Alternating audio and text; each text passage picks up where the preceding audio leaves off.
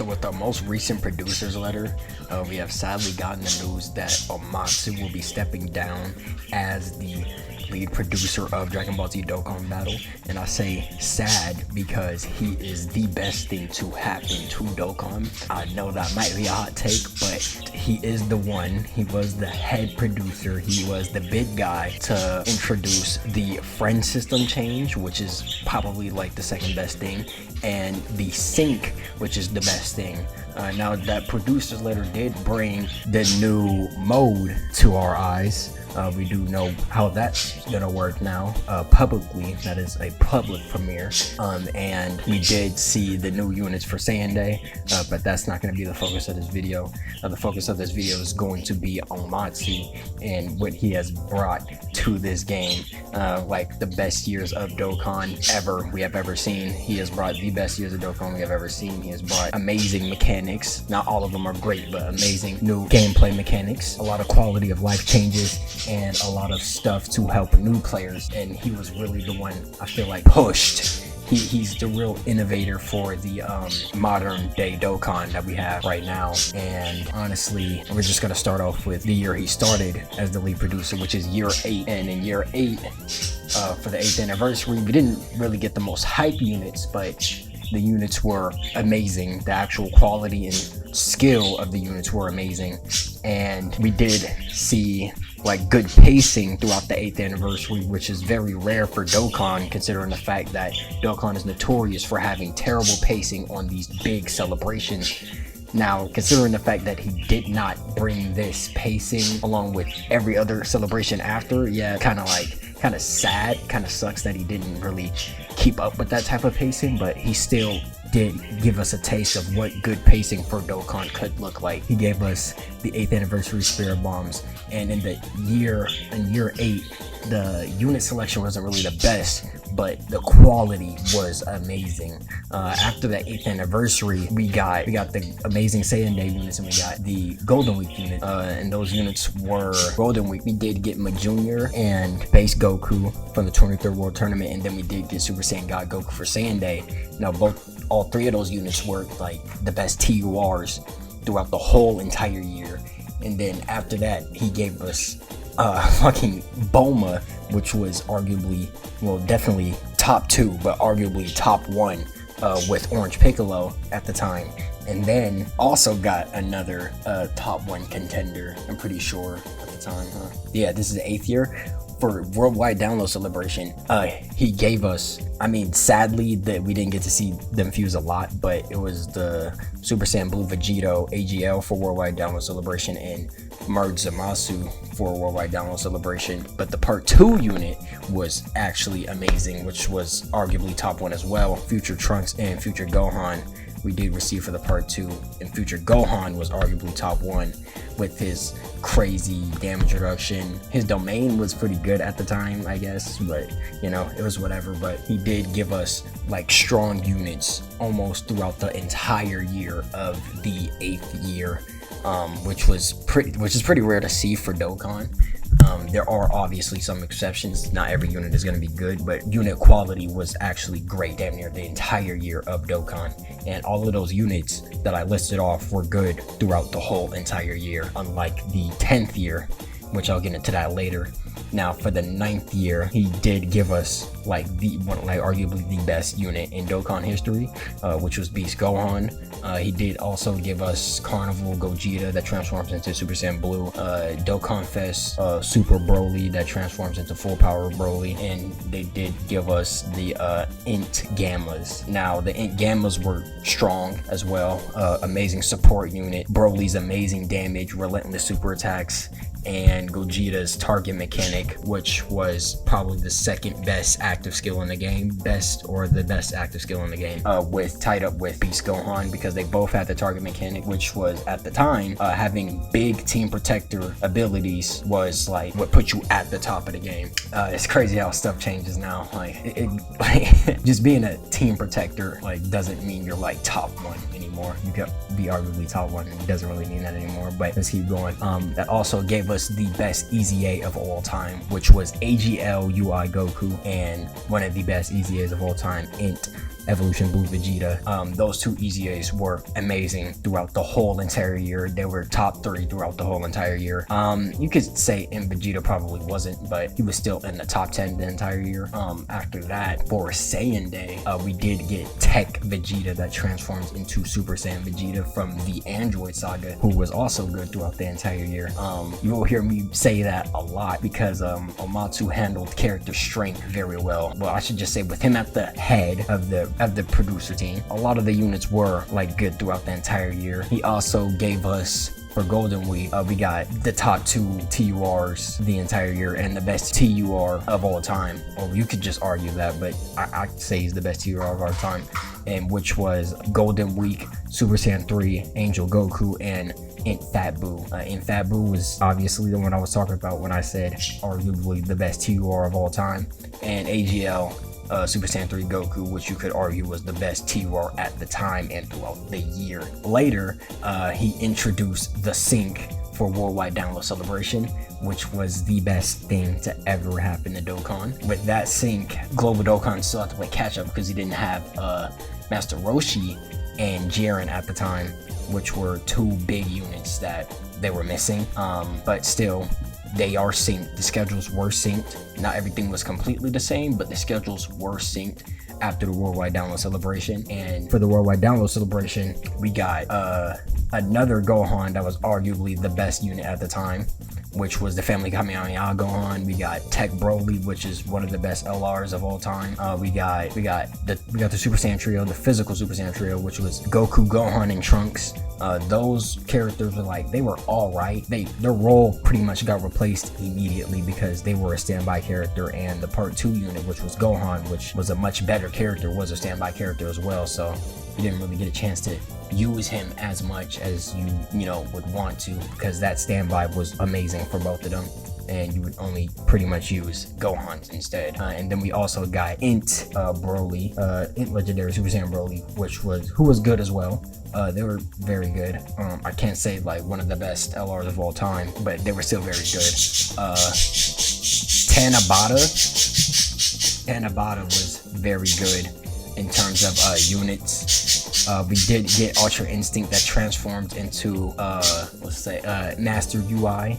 We did get Ultra Instinct Goku that transformed to Master UI, so we got UI sign into Master UI. And then we got Jiren, AGO Jiren, who arguably had one of the best standbys of all time, considering the fact he had 5 turns of invincibility with 100% damage reduction, which was also amazing. People still use that unit to this day, 2 years later. Sorry, I have to put the cover on my birds, but people still use AGO Jiren to this day, 2 years later. Not exactly 2 years, but like a year and a half later. Omatsu at the helm. With Omatsu at the helm, we got a lot of amazingly designed units. And the power creep at this point in time was actually pretty good how they handled power creep up until the 10th anniversary. Some units were still usable from the 8th year.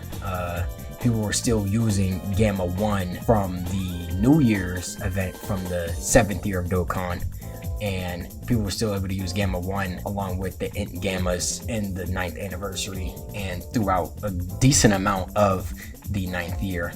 So the way that was handling power creep at this time was actually pretty good as well. Going into New Year's, we did get our summonable introduction to Daima.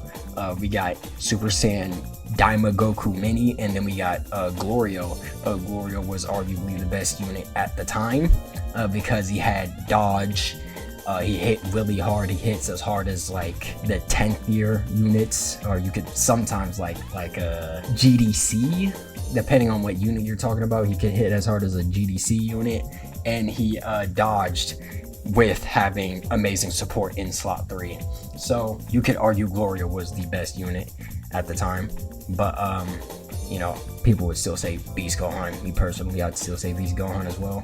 But yeah, those 2 units were amazing. Int Daima Goku had to be in slot 1 though, which was sad, but he still had an amazing dodge chance in slot 1, and he gave amazing support as well, and he had decent damage as well. Now going on to year 10, We got Dokkan 2.0 update, pretty much. The UI changed, a lot of stuff changed. UI, we got battle motions.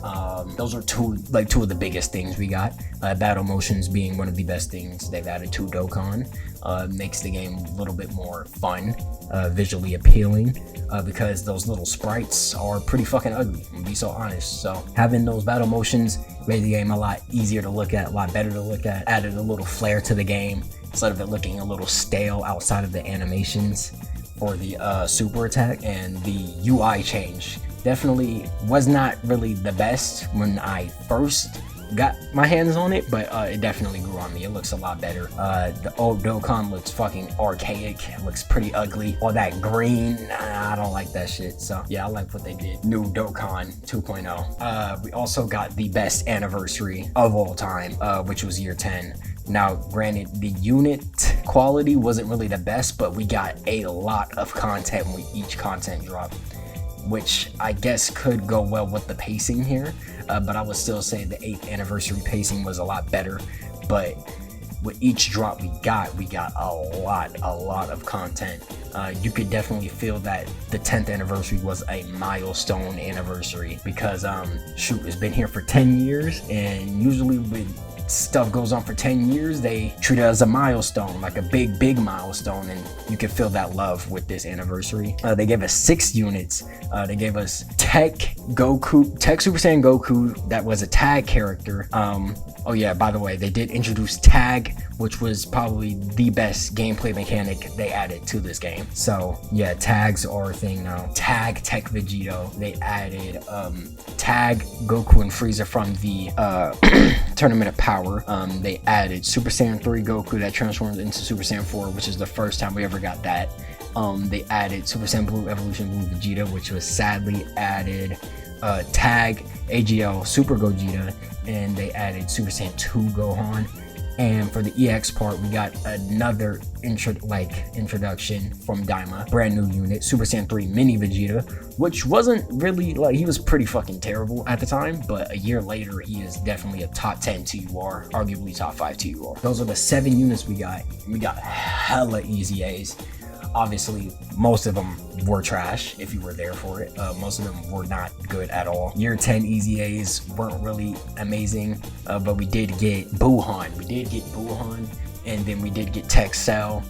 Easy A, Super Easy A Gohan was pretty okay. I'm missing 2 Easy A's actually. We got the 7th year's Easy A's, who were also good throughout the whole entire year of the 10th year, which I will get into that later, considering the fact that I only said those were the 2 units that lasted throughout the whole entire year. I'll say also Super Saiyan 3 GT Goku that transforms into Super Saiyan 4 was good throughout the entire year also. But after that, it was kind of bad. We did drop pretty low. Saiyan Day, we got first episode base Goku from Dragon Ball original Dragon Ball, OG Dragon Ball. We got the first episode Kid Goku. Nobody was really fucking with that. Nobody cared. I didn't care. I didn't summon for him. I know I'm a summon for Majin Vegeta and Super Saiyan 2 Goku, the LR tags when they come out. I didn't summon for that kid. I know I did not. I know I didn't. I did pull him later on, but I did not care. Nobody cared. That was a terrible pick. I will say for the first half of this year, other than the anniversary, the unit selection was terrible. After that, we did get good unit selection for Golden Week though. Tech, Super Saiyan Blue Kaioken Goku, which came with a battle motion. Let me note that all of these characters that I named so far came with a battle motion, which I will get into later on.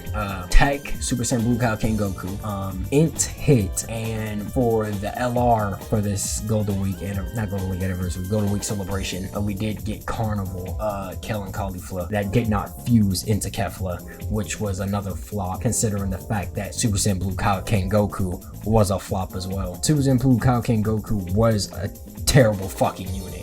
It was bad. It was very bad because they released another unit that damages you when you damage your opponent. He loses health when he does a super attack, and he does a lot of additional super attacks. Granted, he does have a revive, but that revive does not make up for it because you're still going to take damage after you revive anyways. So not really good at all. Hit was good. Hit was actually pretty good.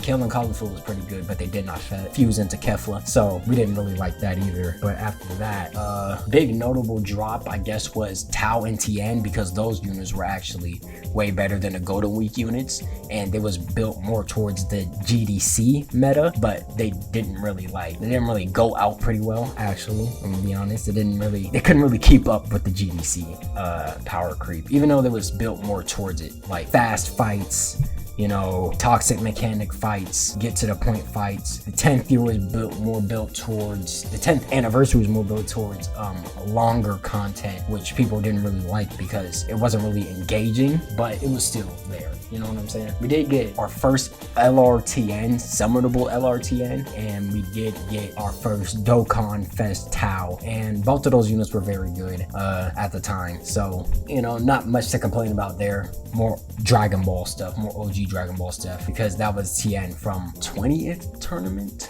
I forgot which world tournament that was. I'm not a LARPer, okay? I'm cutting that shit out. Then we got GDC, the best celebration of all time. And for GDC, we did get 4 amazing units. They were the top 4 of the game. They gapped the rest of the game. I don't care what you say, they definitely gapped the rest of the game. We got Super Saiyan Blue Goku, Super Saiyan Blue Vegeta from the Future Saga, and we got Goku Black and Zamasu from the Future Saga. When they first released, they were 1 and 2. Then we got Omega Shenron and Super Saiyan 4 Gogeta with the amazing animations.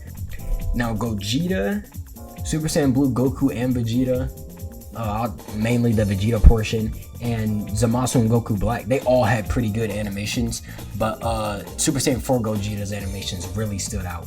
I'll say Goku Black and Zamasu's animations were like extremely smooth. It felt like they took it from a video game, another video game, I should say. They were like extremely smooth. Now Gogeta's was extremely fluid, fast. You could watch them in 1x speed, some of them.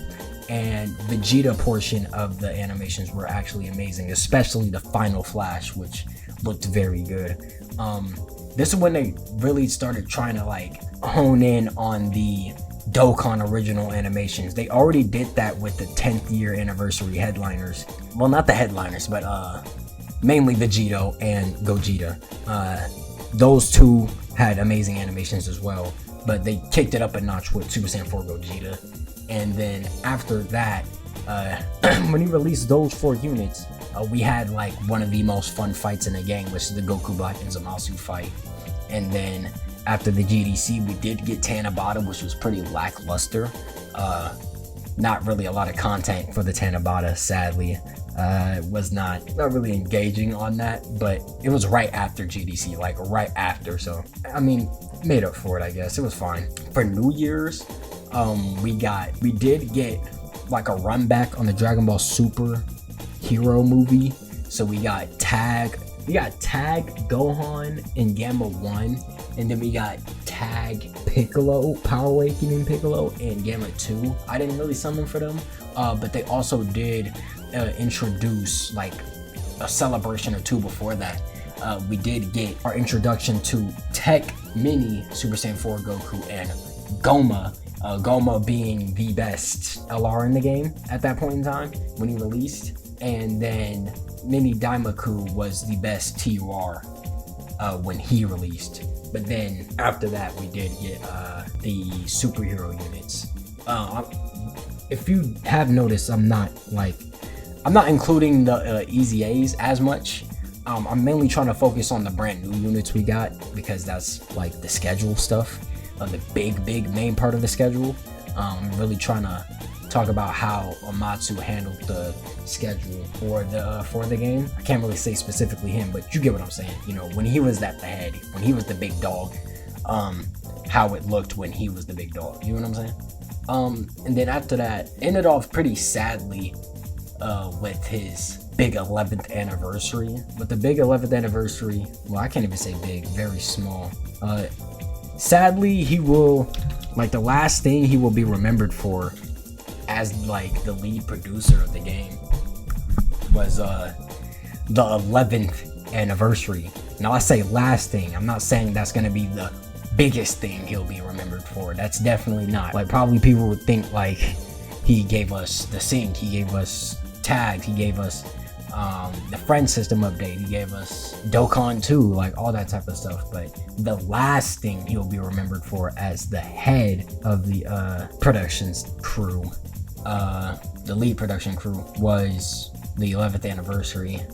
Sadly, the 11th anniversary was the worst anniversary of all time, and I'm not gonna go any deeper into that because I pretty much went over that in the last video. But yeah, he also gave us information about the new mode, which is, yeah, that was the last thing. And with that being said, please let me know your thoughts on how you think Omatsu handled the game as lead producer. I thought it was the best thing to happen to Dokkan. Can't wait to see how Geppy handles it, and please like, sub, do all that type of stuff, and I'm gonna see y'all in the next video.